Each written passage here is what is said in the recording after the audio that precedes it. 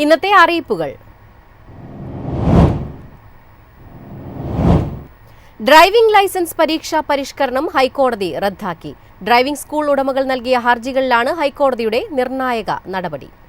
Licence പരിഷ്കരണവുമായി ബന്ധപ്പെട്ട് സംസ്ഥാന ഗതാഗത കമ്മീഷണർ പുറപ്പെടുവിച്ച ഉത്തരവുകൾ ഉൾപ്പെടെയാണ് ഹൈക്കോടതി സിംഗിൾ ബെഞ്ച് റദ്ദാക്കിയത്. കേരളം പ്രഖ്യാപിച്ച മാനദണ്ഡങ്ങൾ കേന്ദ്രത്തിന്റെ അധികാരപരിധിയിലുള്ള കടന്നുകയറ്റമായിരുന്നു എന്നാണ് ഡ്രൈവിംഗ് സ്കൂൾ ഉടമകളുടെ പ്രധാന വാദം. ഇത് അംഗീകരിച്ചാണ് ഹൈക്കോടതി ഗതാഗത കമ്മീഷണർ ഇറക്കിയ സർക്കുലറും അനുബന്ധ ഉത്തരവുകളും റദ്ദാക്കിയത്. ഉത്തരവിനെതിരെ സർക്കാർ ഡിവിഷൻ ബെഞ്ചിനെ സമീപിച്ചേക്കും.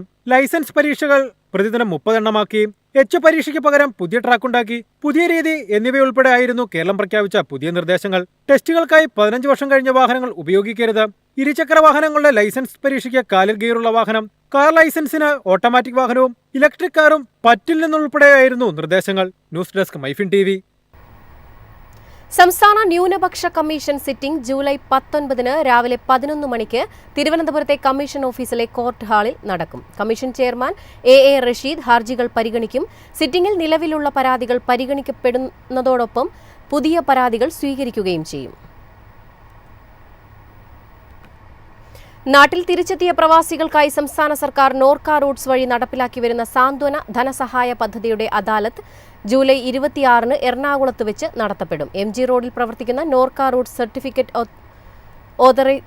ഒതന്റിക്കേഷൻ സെന്ററിൽ രാവിലെ 10 മുതൽ വൈകിട്ട് 3 വരെ നടക്കുന്ന അദാലത്തിൽ മുൻകൂട്ടി അപേക്ഷിക്കുന്നവർക്ക് മാത്രമായിരിക്കും പ്രവേശനം. താൽപര്യമുള്ളവർ www.norcaroutes.org എന്ന വെബ്സൈറ്റ് സന്ദർശിച്ച് ജൂലൈ 24 മുൻപായി അപേക്ഷ നൽകണം.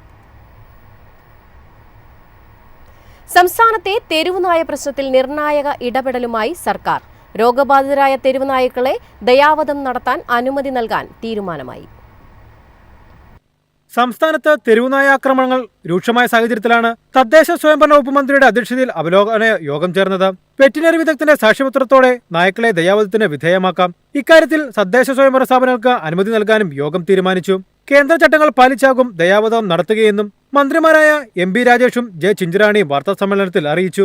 ഏതെങ്കിലും മൃഗത്തിന് രോഗം പടർത്താൻ കഴിയുന്ന തരത്തിൽ അസുഖമുണ്ടെന്ന് കേന്ദ്ര സർക്കാരോ സംസ്ഥാന സർക്കാരിനോ ബോധ്യപ്പെട്ടാൽ അത്തരം രോഗം നിയന്ത്രിക്കുന്നതിനായി അവയെ ദയാവധത്തിന് വിധേയമാക്കുന്നതിന് 2023 മൃഗസംരക്ഷണ നിയമം അനുമതി നൽകുന്നുണ്ടെന്ന് മന്ത്രി വ്യക്തമാക്കി. വളർത്തുനായ്ക്കൾക്ക് ഇലക്ട്രോണിക് ചിപ്പ് ഘടിപ്പിക്കും. ഓഗസ്റ്റിൽ തെരുവുനായ്ക്കളുള്ള വാക്സിനേഷനും നടത്തുമെന്നും മന്ത്രിമാർ അറിയിച്ചു. News desk MyFin TV.